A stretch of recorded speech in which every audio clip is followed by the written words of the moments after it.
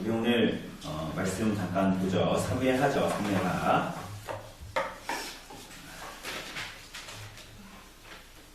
사무엘하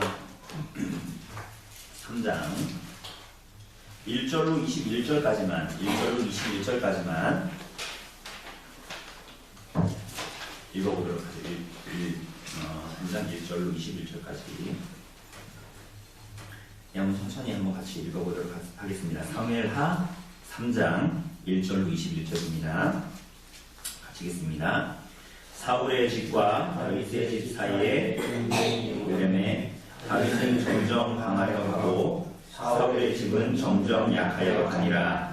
다윗이 헤브론에서 아들들을 낳았으되 맏아들은 암논이라 이스라엘 여인 아히노함의 수세미요 둘째는 길다이라 갈멜 사람 나발의 아내였던 아비가일의 수세미요 셋째는 압살롬이라 그술 왕 갈멜의 딸 마아바의 아들이요 넷째는 아도니아라 하키스의 아들이요 다섯째는 스바다라 아비달의 아들이요 여섯째는 이드람이라 다윗의 아내 에글라의 수생이니 이들은 다윗이 헤브론에서 낳은 자들이더라.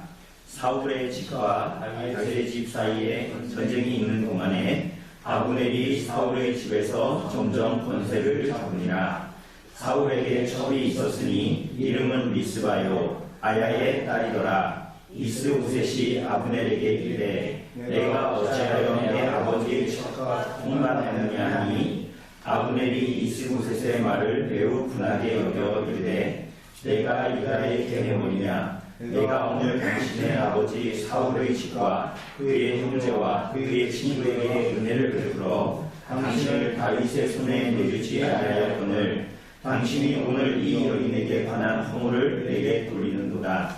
여호와께서 다윗에게 맹세하신 대로 내가 일게 하지 아니하면 하나님이 아브넬에게 벌 위에 벌을 내심이 마땅하니라. 그 맹세는 곧 이 나라를 사울의 집에서 다윗에게 옮겨서 그의 왕위를 단에서 베르세바까지 이스라엘과 유다에 세우리라 하신 것이니라 하매 이스보셋이 아브넬을 두려워하여 감히 한마디도 대답하지 못하니라. 아브넬이 자기를 대신하여 전령들을 다윗에게 보내어 이르되 이 땅이 누구의 짐이니까 또 이르되 당신은 나와 더불어 언약을 맺사이다. 내 손이 당신을 도와 온 이스라엘이 당신에게 돌아가게 하리라 하니 다윗이 이르되 좋다. 내가 너와 언약을 맺거니와 내가 내게 한 가지 일을 요구하노니 나를 보러 올 때에 우선 사울의 딸 미갈을 데리고 오라. 그리하지 아니하면 내 얼굴을 보지 못하리라 하고 다윗이 사울의 아들 이스보셋에게 전령들을 보내 이르되 내 처 미갈을 내게로 보내라. 그는 내가 전에 블레셋 사람의 토피 베테로 나와 정원한 자니라 하니 이스보셋이 사람을 보내 그의 남편 라이스의 아들 갈리엘에게서 그를 빼앗아 오매 그의 남편이 그와 함께 오되 울며 아우기까지 왔으니 아브넬이 그에게 돌아가라 하매 돌아가니라. 아브넬이 이스라엘 장로들에게 말하여 이르되 너희가 여러 번 다윗을 너희의 임금으로 세우기를 구하였으니 이제 그대로 하라. 여호와께서 이미 다윗에 대하여 말씀하시기를 내가 내 종 다윗의 손으로 내 백성 이스라엘을 구원하여 블레셋 사람의 손과 모든 대적의 손에서 벗어나게 하리라 하셨음이니라 하고 아브넬이 또 베냐민 사람의 귀에 말하고 아브넬이 이스라엘과 베냐민의 온 집이 선하게 여기는 모든 것을 다윗의 귀에 말하고 헤브론으로 가니라. 아브넬이 부하 20명과 더불어 헤브론에 이르러 다윗에게 나아가니 다윗이 아브넬과 그와 함께한 사람을 위하여 잔치를 배설하였더라. 아브넬이 다윗에게 말하되 내가 일어나 가서 온 이스라엘 무리를 내 주 왕의 앞에 모아 더불어 언약을 맺게 하고 마음에 원하시는 대로 모든 것을 다스리시게 하리이다 하니 이에 다윗이 아브넬을 보내매 그가 평안히 가니라. 이제 우리 여기까지 읽었지만 오늘 나오는 내용은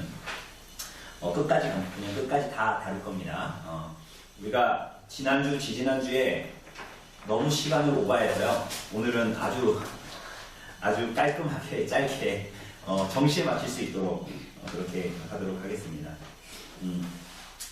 우리가 지난주에 본 대로 이제 이스라엘과 유다가 막 전쟁을 하고 뭐 그런 얘기 나오지 않았습니까? 그죠? 그리고 이제 결국은 아브넬은 이 요압의 동생입니까? 아사헬을 죽이게 되고요. 그죠? 결국 휴전하였는데 이스라엘에서는 한 360명이 죽었고 유다에서는 20명 아사헬까지 합해서 그 정도로 이제 죽었다. 그러니까 이런 내용들은 점점 예언대로 하나님의 말씀대로 사울의 왕가가 몰락하여져 가고 하나님의 약속이 있는 언약이 있는 다윗의 왕가는 세워져 간다. 그리고 하나님의 말씀 마음에 합한 자라고 불리는 이 다윗의 왕가가 이제 이스라엘 땅에 세워져 간다. 그런 것들을 이제 보여준다라고 이야기했습니다. 오늘 이제 이어서 그 이스라엘과 그 유다 가운데 무슨 일이 일어나는가 하는 내용들, 그게 어떻게 또 진척되는가 이런 내용들을 보려고 합니다. 근데 특별히 우리가 이 사무엘서의 독특한 이 주제가 뭐라고 했습니까? 이스라엘 나라의 왕은 누구다? 그죠? 하나님이라는 거예요. 그죠?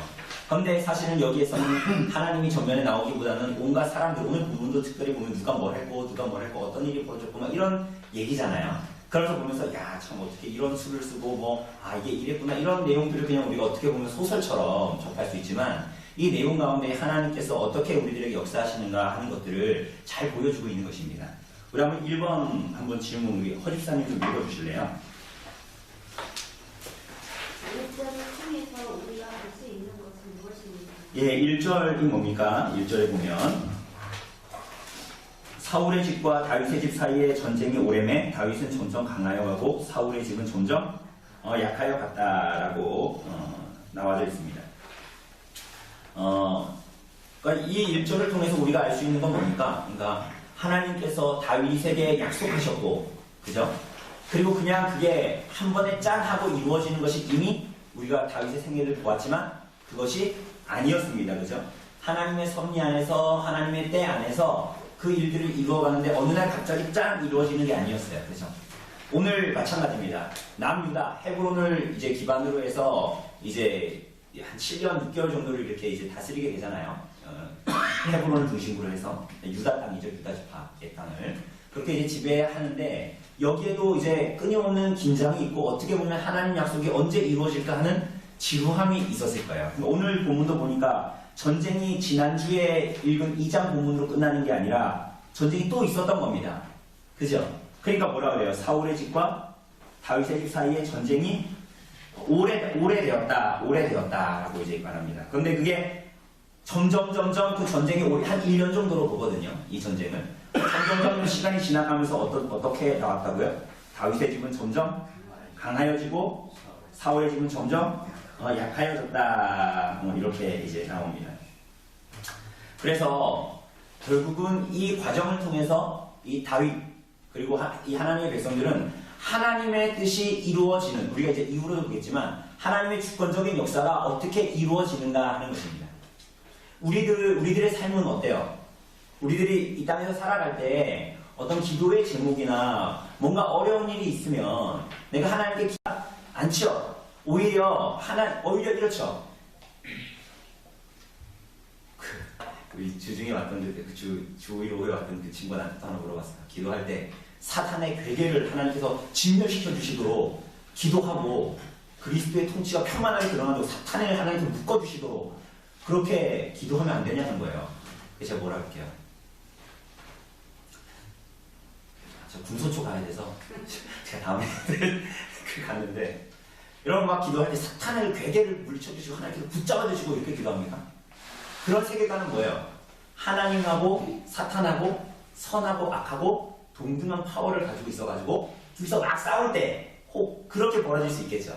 그런데 우리가 아는 것처럼 사탄은 누구 밑에 있어요? 사실은 하나님의 권세 아래 있는 거예요. 그러니까 우리가 하나님의 주권과 하나님의 손 안에 있죠. 그렇지 않습니까?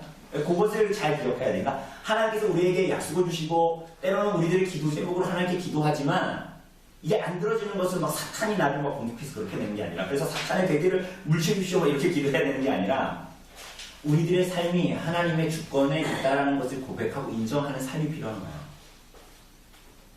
근데 그게 참 어렵죠?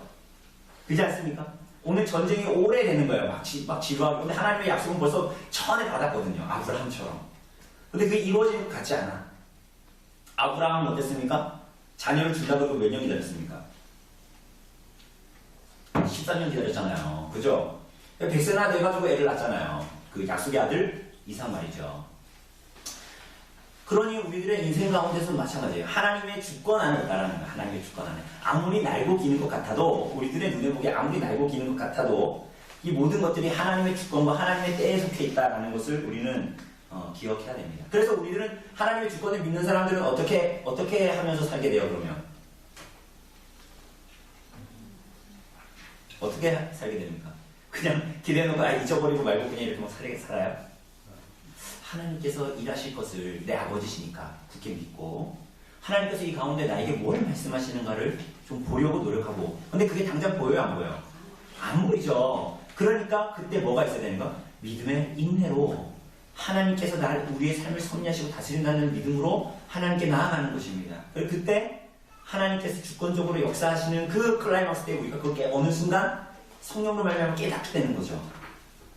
그죠? 근데 이게 신앙을 가진 사람이 그렇게 이제 하려고 하는 거죠. 그래서 우리가 그 일들을 통하여서, 그 전쟁이 오랜 시간들을 통하여서, 고난과 고통의 오랜 시간들을 통하여서, 끝나지 않는 그 시간들을 통하여서 우리로 하여금 하나님을 더 알도록 하시는 것입니다.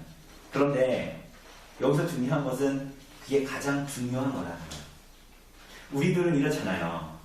당장 우리들의 생애, 전쟁이 길어지는 것 같은 이 생애 가운데에서 이게 딱 문제가 해결되면 이걸 가지고 영원히 갈 것 같은데 그게 아니잖아요.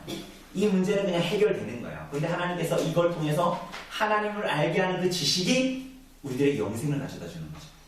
이것이 영원히 우리들에게 지속되어지는, 우리에게 허락해어지는 하나님의 어떤 은사, 선물인 것입니다. 그죠?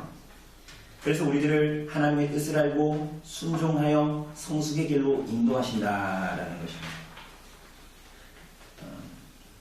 그래서 오늘 이 본문에도 보면 전쟁이 오래됨에 다윗은 점점 강하여지고 사울의 집은 점점 약해진다. 하나님께서 다윗에게 하신 언약을 지금 지키고 계시는 거예요. 딱 나타나지 않지만 하나님께서 하나님이 신실하신 분이시기 때문에 그 약속을 이루시고, 그 손에 있는 양이기 때문에 그 자녀들을 여전히 돌보시는 거예요. 전쟁이 빨리 끝냈으면 좋겠지만. 한번 2번 우리 국립사님 한번 읽어주실래요?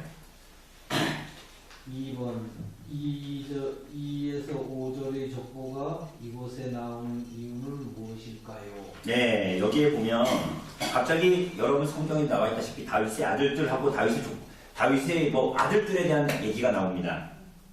그죠? 여기에 보면 헤브론에서 아들을 낳았는데 마다는 누구의 이름이? 암논이고요. 둘째는 뭡니까?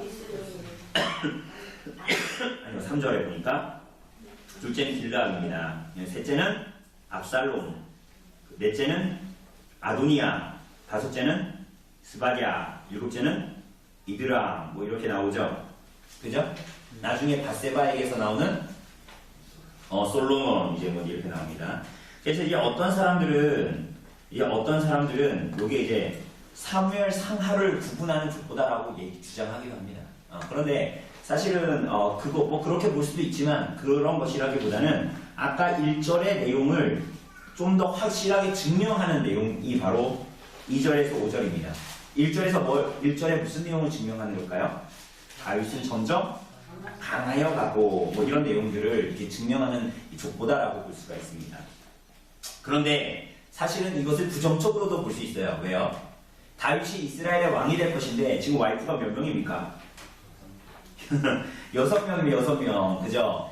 6명입니다. 나중에 이제 또 이제 아내를 또 얻어요. 나중에 이제 가면. 그런데 여기에서 보면 암논 어떤 사람입니까?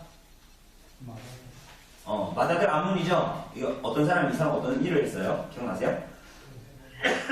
동생, 자매인 누구예요?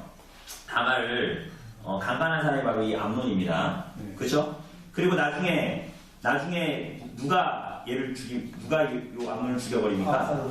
셋째 압살롬. 그죠? 그런, 그러니까 이런 이 복잡한, 그리고 여기에 보면 넷째가 누굽니까? 아도니아죠? 이게 다윗이 죽고 나서 솔로몬이 왕이 되어야 되는데 얘가 막 제가 왕 되려고 막 그랬던 사람이 아도니아입니다. 그죠? 그런데 이게 하나님의 뜻에 어긋나죠? 왜 어긋납니까? 그러니까 우리가 그냥 일반적으로 고대 근동의 역사에는 원래 왕들은 아내를 많이 뒀다. 왜 많이 뒀을까요? 말씀이 들으니까. 그렇죠. 제가 전날에 이스라엘 갔다 왔을 때도 비행기 타는데 막 와이프가 남자 한 명 갔는데 와이프가 3명이 따라와서 이렇게 쫙 앉고 막 그러더라고요. 근데 어떻게 보면 우리가 나중에도 보겠지만 이 솔로몬의 발목을 잡는 것이기도 했죠. 정치적으로 다른 나라를 적으로 안 만들라니까 어떻게 돼요? 다른 나라들과 정략적인 결혼을 하는 거죠. 그런데 사실은 신명기에 의하면 다 이스라엘의 왕이 아내를 많이 두면 돼요, 안 돼요? 안 돼요. 그 신명기에 보면 17장에 보면 3가지 하지 말아야 될 게 있어요. 왕이. 혹시 아십니까? 말을 많이 두면 돼요, 안 돼요? 안 돼요. 왜 말을 많이 두면 안 될까요? 전쟁. 전쟁은 누구에게 속한 거예요? 하나님께 속한 거예요. 둘째, 아내를 많이 두면 안 돼요. 나중에 솔로몬이 아내를 많이 둬서 결국 우상 숭배하게 되거든요. 그죠? 그 와이프들이 다 우상 갖고 오잖아요. 셋째, 뭡니까? 은금을 많이 쌓아두지 말라는 거예요. 그러니까 이스라엘 왕은 우리 일반 세속적인 나라를 다스리는 것과는 달라요. 그 나라의 주인은 누구십니까? 사무엘서의 이 주제처럼 하나님이 왕이신 거예요. 전쟁을 해도 하나님이 하시는 거예요. 그죠? 그 나라를 다스리는 것도 누가 하시는 거예요? 하나님이 하시고 그 나라를 지키는 것도 하나님이 하시는 거기 때문에 왕은 아내를 많이 두면 안 돼요. 우리 지난번에 웨스트민스터 결혼식 이런 것도 할 때도 봤잖아요. 그죠? 하나님께서 아담에게 많은 와이프를 줬습니까? 이씨를 만들고 이씨야 여자를 만들었잖아요. 둘이 한 몸이 됐죠. 그 딴 여자 또 구해도 된다고 말씀하셨어요? 창조 원리가 어긋나는 거거든요. 그죠? 그러니까 이게 보면 결국은 다윗도 이 시대에 살았던 사람이지만 결국은 여러 가지 이유들 때문에 아내를 많이 두게 되고 자식들을 낳게 되는데 결국은 이것 때문에 어떻게 됩니까? 죽고 죽이는 일들이 이제 벌어지게 되는 것입니다. 그러니까 뭐 그런 것들을 통해서 우리가 알 수 있는 게 뭡니까? 다윗을 통해서 하나님께서 언약하시고 세운 하나님의 나라는 다윗이 성실하고 하나님께 참 언제나 의롭고 이런 사람이기 때문에 하나님께서 다윗을 통해서 일하시고 역사하신 것입니까? 그냥 거기에 근거가 있냐는 거예요. 그렇지 않은 거예요, 사실. 하나님께서 하나님의 일을 이루시고 하나님의 나라를 이루시는데 어떤 사람의 어떠함에 근거하지 않는다는 것을 우리는 잘 알 수가 있어요. 자, 우리 한번 3번 한번 우리 조집사님 한번 읽어주실래요? 3번. 굿들을 통해서 우리가 알 수 있는 것은 무엇입니까? 이스보셋과 아브넬이 돌아가게 된 이유는 무엇입니까? 6절에 뭐라고 나옵니까? 족보가 끝나고 뭐라고 나와요? 사울의 집과 다윗의 집 사이에 전쟁이 있는 동안에 아브넬이 사울의 집에서 예, 요거 1절하고 형식이 굉장히 비슷하죠. 우리가 이것은 1절하고 그죠? 여기에 보면 계속 전쟁이 있는 동안에 아브넬 누굽니까? 한마디로 네네. 그쵸? 내래 아들이 군대 장관이죠. 군대 장관. 이스라엘 나라의 군대 장관이죠. 다윗은 어디에 있어요? 유다에 있죠. 근데 이 사울의 집에 군사령관을 쉽게 얘기하면 누굽니까? 아브넬이에요. 그리고 사울의 아들 다 죽었지만 하나 남은 이스보셋. 그 사람은 누구라고요? 바지사장이라고요. 이스라엘에. 그죠? 실권이 누구한테 있다고요? 아브넬에게 있는 것입니다. 그죠? 그러니까 이 1절에서 말한 대로 전쟁의 오래매 다윗은 점점 강성하여졌고 사울의 집에서는 오히려 사울의 아들이 아니라 아브넬이 사울의 집에서 점점 권세를 얻었다라는 것을 이야기합니다. 그런데 어떤 일이 벌어져요. 그게 7절 이하거든요. 사울한테 첩이 있었어요. 근데 그 첩 중에 하나가 이름이 뭐예요? 리스바인데 이 아브넬이 누구를 건드린 거예요? 리스바를 건드린 거예요. 그죠? 이 리스바를 아브넬이 취했어요. 근데 원래 왕의 첩을 취하는 것은 누가 하는 일일까요? 우리 일반적으로 생각해 봤을 때 전 왕의 첩을 취한다. 그건 누구예요? 전 왕의 첩을 취하는 것은 그 후대의 왕이겠죠. 그러니까 뭔가 정복을 해서 예를 들면 이런 거죠. 다윗이 나중에 이 압살롬의 공격 때문에 쫓겨가잖아요.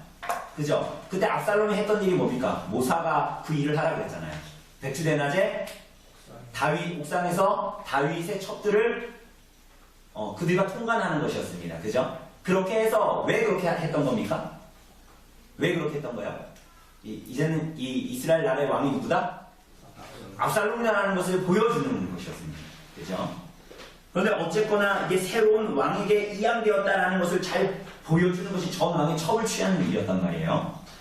그런데 지금 이 리스마라는 이 사울의 첩을, 리스마라는 사울의 첩을 아브넬이 취하게 됩니다. 그래가지고 이제 이걸 싸우게 돼요. 그러니까 그런데 이스보셋이 그렇게 얘기를 하니까 아브넬이 어떻게 해요? 오히려 8절에 보니까 이스보셋의 말을 매우 분하게 여기는 거예요. 왜 분하게 여겨요? 왜 분하게 여깁니까? 내가 유다의 뭐라 그래요?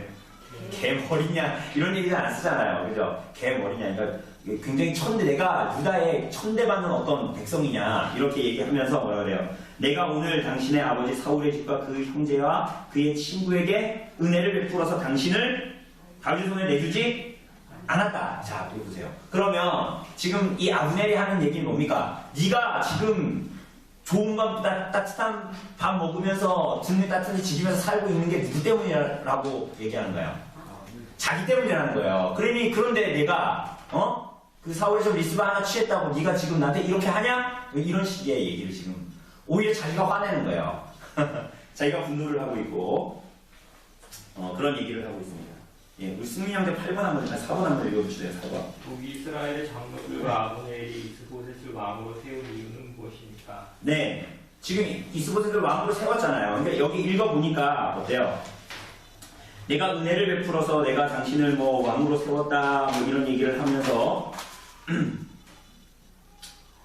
9절에 보니까 여호와께서 다윗에게 맹세하신 대로 내가 이루게 하지 아니하면 하나님이 아브넬에게 벌이의 벌을 내리심이 마땅하다 라고 얘기하면서 그 맹세가 뭐냐? 곧 이 나라를 사울의 집에서 다윗에게 옮겨 그의 왕위를 단에서 부엘세바까지 이스라엘 유다에 세우리라 하신 것이니라. 그러니까 지금 이 아브넬은 하나님께서 사울의 집을 멸하고 다윗을 세우실 거라는 하나님의 그 약속과 하나님의 뜻을 알고 있습니까? 없습니까?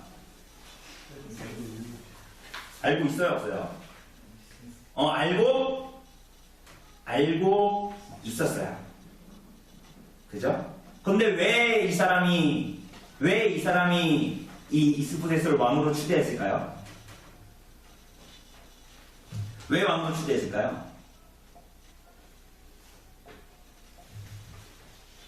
사울의 아들이니까.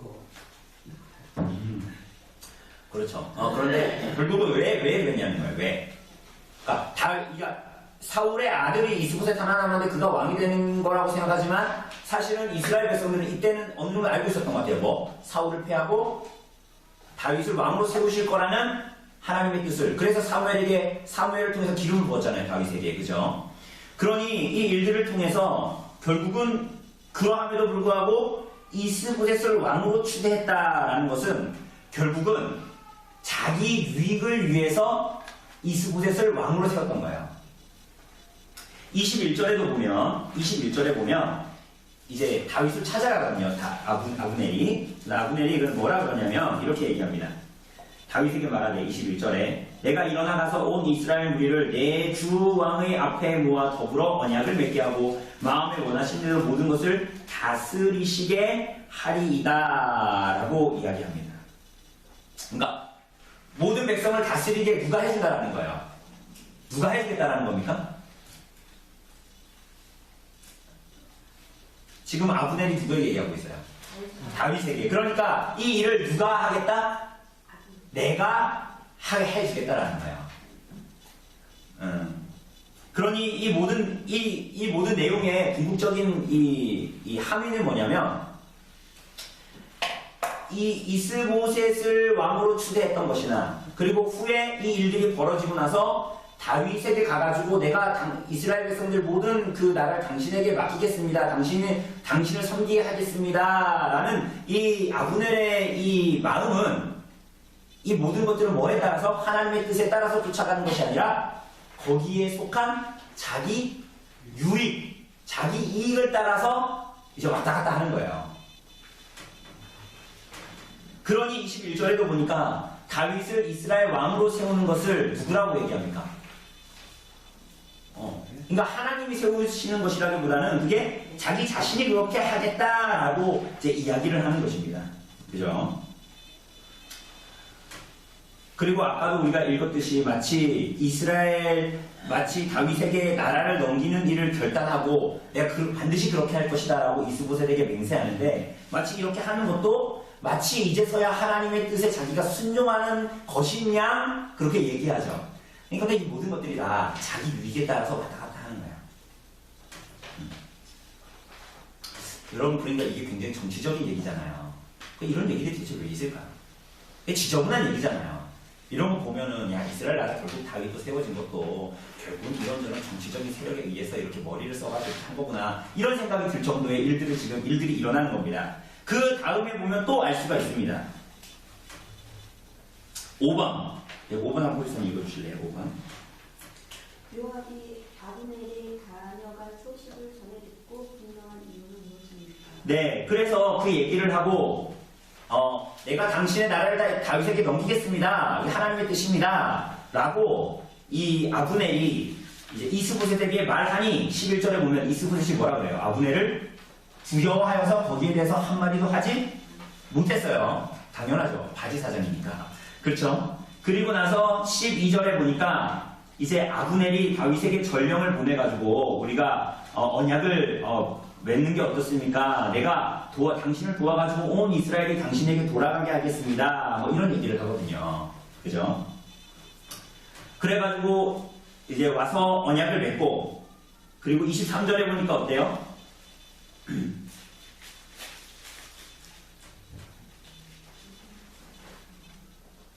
예, 지금 제 중간을 뛰어넘은 겁니다. 23절에 보니까 어때요? 언약을 맺고 돌아갔어요. 아브넬이 돌아갔는데 요압은 그때 없었어요. 전쟁하러 나갔단 말이에요. 근데 전쟁이 끝나고 다윗에게 돌아왔어요. 근데 23절에 보니까 뭐라고 해요? 돌아오매 어떤 사람이 요압한테 말했어요. 뭐라고요? 내 아들 아브넬이 다윗 왕에게 왔더니 왕이 보내가지고 그 사람이 평안히 갔단 말이에요. 평안히. 이 평안히가 중요해요. 평안히 갔단 말이에요. 그러니까 요압이 24절에 왕에게 나아가서 말하되 화났어요. 뭐라고 해요? 어찌 하심이니까 아브넬이 왕에게 나와왔거늘 어찌하여 그를 보내 잘 가게 하셨습니까? 평안히 가게 한 것에 대해서 분노합니다. 그러면서 뭐라고 얘기해요? 뭐라고 얘기합니까? 25절에 보니까 왕도 아시느냐 아브넬이 온 것이 뭐 때문에? 왕을 속이려고 왜? 와가지고 이리저리 살펴본 다음에 영탕하라 우리를 공격하려고 그러는 것입니다 라고 얘기해요. 그러나 요압의 분노의 원인은 따로 있었죠. 그게 뭡니까? 자기 동생 아사헬을 죽인 것 때문이에요. 그게 30절에 나오잖아요. 요압과 그의 동생 아비새가 아브넬을 죽인 것을 뭐라고 해요? 그가 기브온 전쟁에서 자기 동생 누굽니까? 아사헬을 죽인 까닭이다. 그러니 자기 아들을 죽였으니까 자기 그 동생을 죽였으니까 어때요? 평안히 보내면 아브넬이 만약에 잘 소식을 듣고 그렇게 여차해가지고 이스라엘로 돌아갔어요. 그럼 정말 가가지고 그 나라가 정말 다윗에게 편입되게 되면 이 통일 이스라엘의 2인자는 누가 될까요? 아브넬이 될까요? 요압이 될까요? 당연히 아브넬이 되게 되는 거죠. 아브넬의 공이 되겠죠. 그죠? 그러니까 이런 모든 것들에 대해서 이제 요압도 그런 계산들이 다 있었던 거예요. 그래서 어떤 일이 벌어집니까? 6번 한번 읽어주실래요? 예, 등산 6번 한번 읽어주실래요? 6번. 요압이 아브넬을 죽인 곳은 어디입니까? 네, 요압이 아브넬을 죽인 곳이 어디입니까? 결국은 그렇게 화를 내고 보내죠. 26절에 보니까 요압이 다윗에게서 나와 전령들을 보내 아브넬을 쫓아가게 하였으니 시라 우물가에서 그를 데리고 돌아왔으나 다윗은 이거 알았다 몰랐다? 몰랐어요. 그렇죠? 그래서 돌아왔어요. 그래서 27절에 보니까 아브넬이 헤브론으로 돌아오네. 요압이 어떻게 해요? 조용히 말하려는 듯이 해가지고 헤브론 성문 안으로 들어가서 거기서 어떻게 합니까? 배를 찔러 죽이니 이는 자기의 동생 아사엘의 피로 말미암습니다. 이렇게 얘기합니다. 그죠? 그러니까 똑같이 창에 뒤에 찔려서 죽인 것처럼 아사엘을 죽인 그 복수를 아브넬에게 한 것입니다. 그런데 여러분, 헤브론이 어떤 곳입니까? 헤브론. 여호수아서에서 헤브론이라고 나올 때 그 도시가 어떤 도시예요? 혹시 기억나는 거 있으십니까? 그 이스라엘 땅에 6개의 고처를 두었습니다. 도망갈 수 있도록. 거기가 어디입니까? 도피성이에요. 도피성. 그죠? 실수로 과실로 사람을 죽인 사람이 도망을 가서 목숨을 건질 수 있는 곳이 도피성이죠. 그런데 그 중에 하나가 어디입니까? 오늘 본문에 나오는, 그리고 지금 이 유다의 다윗이 거했던 성 어디입니까? 헤브론이에요. 헤브론. 그런데 이 헤브론에 어떻게 했어요? 사람이 도망가서 피해가지고 목숨을 구해야 되는 것이 도피성 헤브론인데 지금 이 사람은 어떻게 했습니까? 그곳으로 유인해 와가지고 어떻게 합니까? 그 사람을 죽여버립니다. 그러니까 나중에 다윗이 뒤쪽에 보면 불의한 자, 요압을 뭐라고 부르냐면요, 불의한 자, 악행자 뭐 이렇게 부르거든요. 이게 당연하죠. 왜? 목숨을 살려야 되는 헤브론의 땅에서 오히려 사람을 무고하게 죽여버립니다. 자, 7번 한번 읽어주세요, 교수님. 다윗과 아브넬과 요압은 무엇입니까? 13절 이를 통해 일하시는 하나님의 요압은 무엇을 나타내고 있습니까? 네, 지금 하나님 나라를 이루고 점점 다윗의 집이 왕성해져 가고 있는데 여기 본문에 나오는 주인공들 누굽니까? 다윗, 또 누구 있습니까? 아브넬, 또 누구 있습니까? 요압, 이런 사람들 있죠. 근데 오늘 본문에 나오는 이 사람들이 다 무언가를 추구하고 모략을 세우고 다 입에 달아놓고 있는 주제는 뭡니까? 다 하나님의 나라를 위해서 이렇게 하는 거예요. 그죠? 그러니까 이 사람들이 무슨 일을 다 해. 다윗, 아브넬, 요압 다 무슨 일을 해. 그러면서 하는 얘기는 다 뭐예요? 다 입에는 뭐가 붙어 있어요? 이 일을 하는 이유가 뭐다? 취지가 뭐다? 하나님의 나라를 위해서다. 이렇게 얘기하죠. 다윗 봅시다. 다윗은 어땠습니까? 아브넬이 그러한 동기와 불순전한 야망을 가지고 접근한다는 거 알았을까요? 몰랐을까요? 알았죠. 왜 모르겠어요. 그런데 그의 제안을 어떻게 했어요? 아브넬의 제안을 받아들였어요. 뿐만이 아니라 13절에 보니까 이렇게 얘기합니다. 다윗이 이르되 좋다. 내가 너와 언약을 맺거니와 내가 내게 한 가지를 요구하노니 나를 보러 올 때에 우선 누구를 데리고 와라? 사울의 딸 미갈을 데려와라. 여러분, 왜 사울의 딸 미갈을 데리고 오라고 했을까요? 여러분, 사울의 딸을 블레셋 사람들 뽑히 100개, 근데 200개를 갖고 왔잖아요. 그래, 기억나십니까? 100개만 갖고 와라. 사울이 그랬잖아요. 근데 왜 그랬어요? 100명을 죽여야 되는데 다윗이 할 수 있을 것 같아서 없을 것 같아서? 오히려 가서 죽을 것 같으니까 100개 갖고 와라 이렇게 한 거예요. 그런데 몇 개 갖고 왔어요? 200 갖고 왔잖아요. 그래서 결혼했단 말이에요. 그런데 사실은 금방 헤어져 버렸고 지금 약 10년이 지났거든요. 10년이 지났는데 그래가지고 이 미갈이라는 여자는 발디리는 남자하고 결혼해가지고 10년 지낸 거예요. 그런데 뭐 누구를 데리고 와라? 미갈을 데리고 와라. 이렇게. 그래서 아까 봤잖아요. 발디엘 막 헤어지지 못해가지고 막 끝까지 막 가가지고 다시 너 빨리 집에 가 할 때까지 계속 쫓아왔잖아요. 그 미갈을. 그죠? 근데 왜 다윗은 미갈을 데리고 오라고 했을까요? 여러분, 미갈 왜 데리고 오라고 했을까요? 사울의 딸이니까 뭐 전에 결혼을 하기도 했을 뿐더러 사울의 네. 딸이니까 뭐 다윗이 점령하는 데 있어서 뭐 도움이 될 만한 사람이니까. 그렇죠. 사울 왕가의 연속성을 가지고 있다는 것을 남유다 말고 북이스라엘 열 지파들이 다 자기를 따라올 수 있을 거 아니에요. 그죠? 그런 연속성의 어떤 발판을 마련하려고 했던 거예요. 지극히 어떻습니까? 지극히 정치적이죠. 그죠? 그리고 이 미가를 대하는 것이 존재로 대하는 것이라기보다는 그러면서 기능적인 사물로 대하는 거지, 이 사람. 그러니까 이 여자를 내가 사랑해서 내 연모해서 다시 내가 그 10년 전에 당신 얼마나 보고 싶었는데 이런 식으로 내려오는 게 아니라 지극히 정치적인 기능적인 사물로 데려오게 되는 거죠. 여러분, 아브넬은 어때요? 자기의 부정이 타고났잖아요. 그죠? 사울의 첩이었던 리스바를 데리고 왔잖아요. 그런데 이스보셋이 그의 부정을 탄로시켜버리죠. 그죠? 탄로나자 어떻게 합니까? 오히려 내가 너한테 햇세드를 베풀었는데 내가 너가 아니었으면 다윗이 어떻게 될지 몰랐는데 네가 지금 배부르고 든든하게 지내는 게 누구 때문이래? 이렇게 하면서 나는 이제 하나님의 뜻에 순종하여 하나님께 기름 부음 받은 다윗에게 나라를 넘길 거야 하면서 자신의 종교와 경건을 포장하여서 하나님의 뜻을 행하겠다라고 하지만 실제적으로는 이 사람 마음에 뭐가 가득한 사람이에요? 자신의 이기적인 유익과 이익이 가득한 사람이에요. 겉으로 보기엔 종교적인 막 모습을 띠고 있어요. 그런데 사실은 이 사람은 철저하게 자신의 유익을 위해서 살아가는 사람이에요. 여러분, 요압은 어때요? 요압은 자신의 목적을 달성하는 데에 있어서 다윗이건 하나님 나라건 하나님의 계획이건 도피성이건 안중에 있어요, 없어요? 안중에 없어요. 이 사람도 굉장히 극히 정치적인 거예요.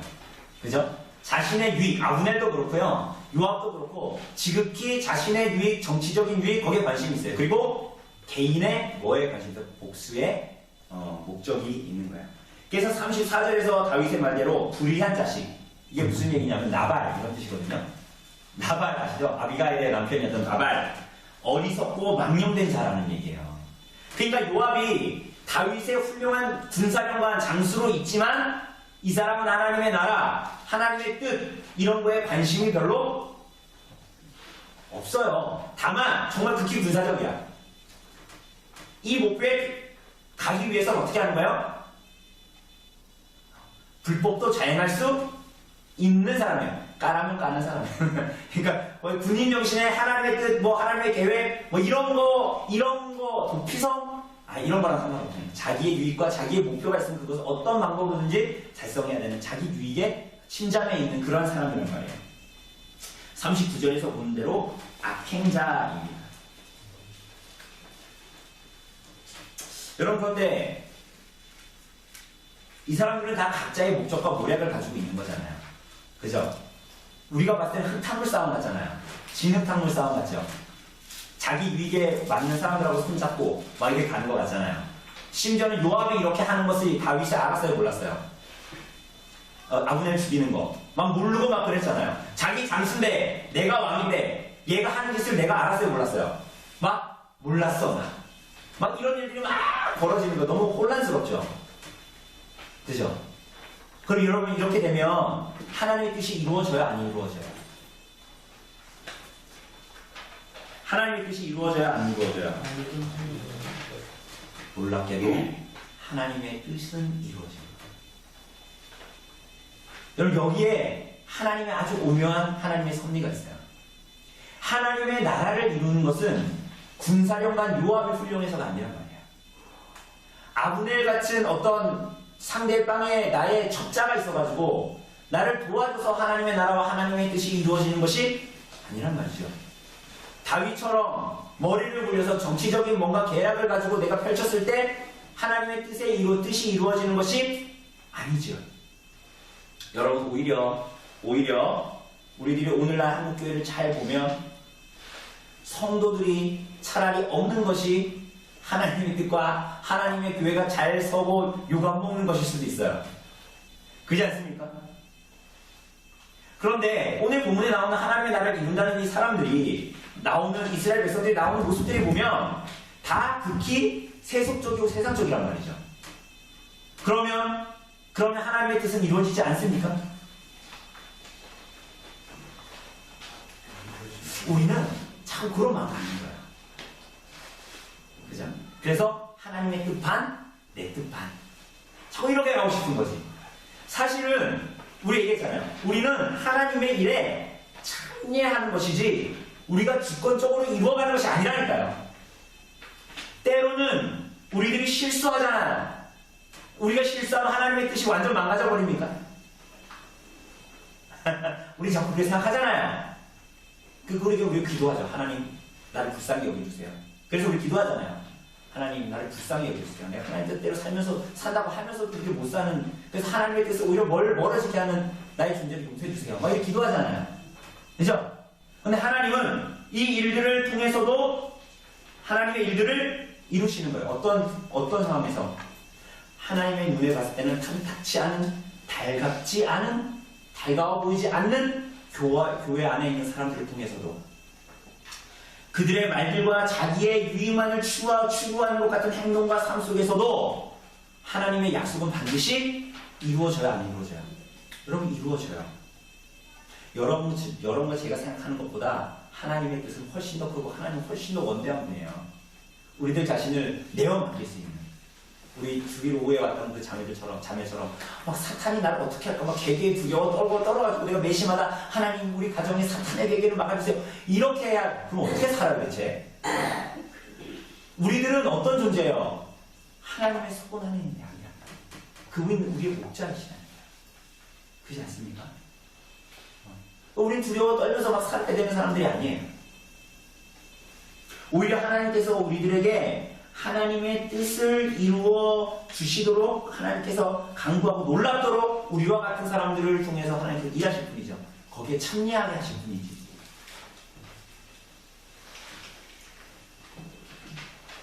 그래서 하나님은 비밀한 가운데에 하나님의 뜻을 반드시 이루십니다.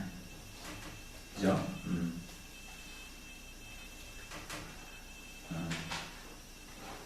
다윗 미가를 데리고 왔어요. 결국 어떻게 됩니까? 미가를 통해서 자식을 얻어야 못 얻어요? 미가를 통해서 자식을 다윗이 얻습니까? 못 얻습니까? 못 얻고요. 나중에 법궤 가지고 올 때 막 그가 그 하나의 법궤, 하나님의 통치를 기뻐하는 모습을 보고 오히려 그를 업신여기죠. 미가는 다윗을, 그죠? 아브넬은 어떻게 됩니까? 오늘 본문에서 본 대로 도피성에서 자기가 죽인 아사엘과 같은 방식으로 죽습니다. 하나님이 아무것도 안 하신 것 같지만 반드시 그 값을 갚아주시되 섭리하십니다. 또 요압은 어떻게 됩니까? 다윗의 죽음 이후에 어떻게 됩니까? 솔로몬 편으로 들지 않고 누구? 넷째 아들이 아도니아 편을 들어가지고 어떻게 됩니까? 요압도 죽게 되죠. 솔로몬에게 죽임을 당합니다. 열왕기상 2장에 보면. 그래서 여기에 하나님의 은밀한 섭리가 있습니다. 우리들의 어떠함이 아니라 하나님의 약속대로 다윗의 왕가가 세워지고 하나님의 약속대로 왕자가 주어지고 그렇게 나타나는 거죠. 그래서 다윗의 왕위가 세워집니다. 그런데 실제로 이 다윗의 왕위는 누구 거예요 원래? 하나님 거예요. 그 다스림이 하나님 것이고 다윗은 대리 통치자일 뿐입니다. 하나님의 섭리가 이 안에 있다는 거예요. 우리가 보기에 오늘날 우리 교회에도 그렇잖아요. 많은 인생의 분상들이 너무나 많고요. 그죠? 별의별 모습들이 다 있어요. 근데 그게 참 안타까운 일이죠. 우리가 교회에 다윗 같은 사람, 요압 같은 사람, 아브넬 같은 사람 있으면 보기에 괴롭고 힘들겠죠. 근데 그러함에도 불구하고 오히려 그 불량자들, 그 악행하는 자들을 하나님께서 그들을 처치하시고 하나님께서 그들을 손보시고 하나님의 뜻이 그들 때문에 어그러지는 것 같지만 그렇지가 않아요.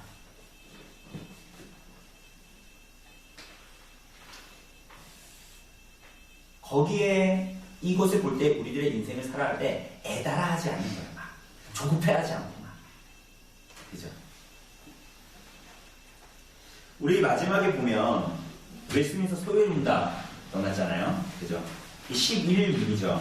하나님이 섭리하신 일이 뭐냐? 하나님은 작정하십니다. 작정을 이루시는데 그걸 뭘로 이루시냐? 창조와 섭리를 통해서 이루십니다. 근데 섭리의 일이 뭐냐? 이렇게 묻죠. 한번 읽어볼까요? 답을 시작.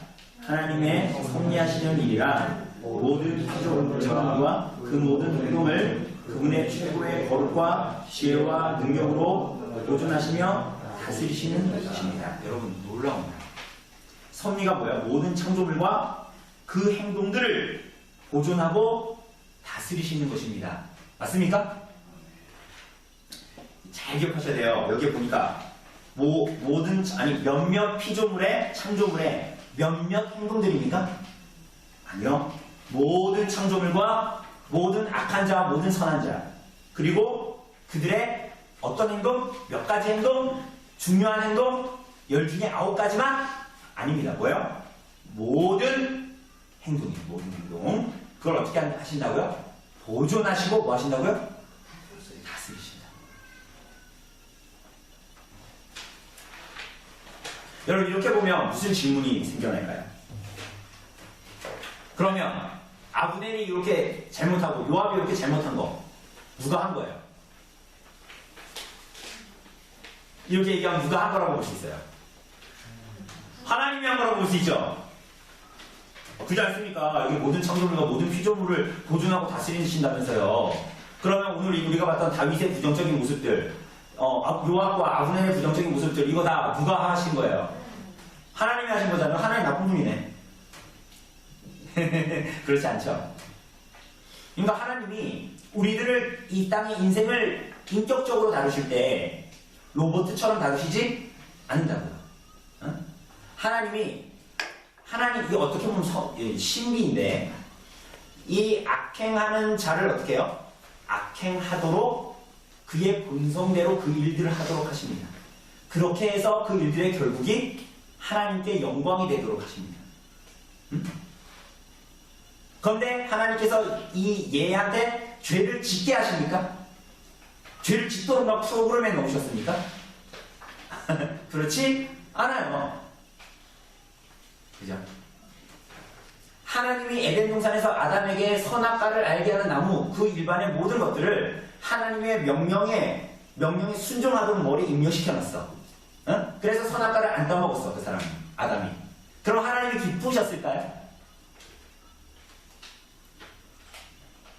우리 나단이나 우리 애들이 저한테 아빠 사랑해요 이렇게 얘기하잖아요.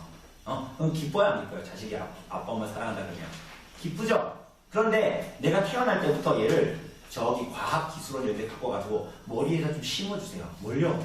아빠 사랑해 이런 말을 계속 할 수 있도록 머리에 좀 심어주세요. 그럼 거기서 치고 꼽아놨다고 합시다. 그래서 얘가 되도 안 되는 맨날 사랑해요 사랑해요 이런다고 합시다. 그럼 그거 기쁠까요? 기쁠까 안 기쁠까? 안 기쁘죠. 그게 진심이 아니잖아. 하나님이 인간에게 요구하신 것이 그거 우리가 인격적인 교제를 다들 원하시는 거야. 참된 인격적인 교제를 원하시는 거야.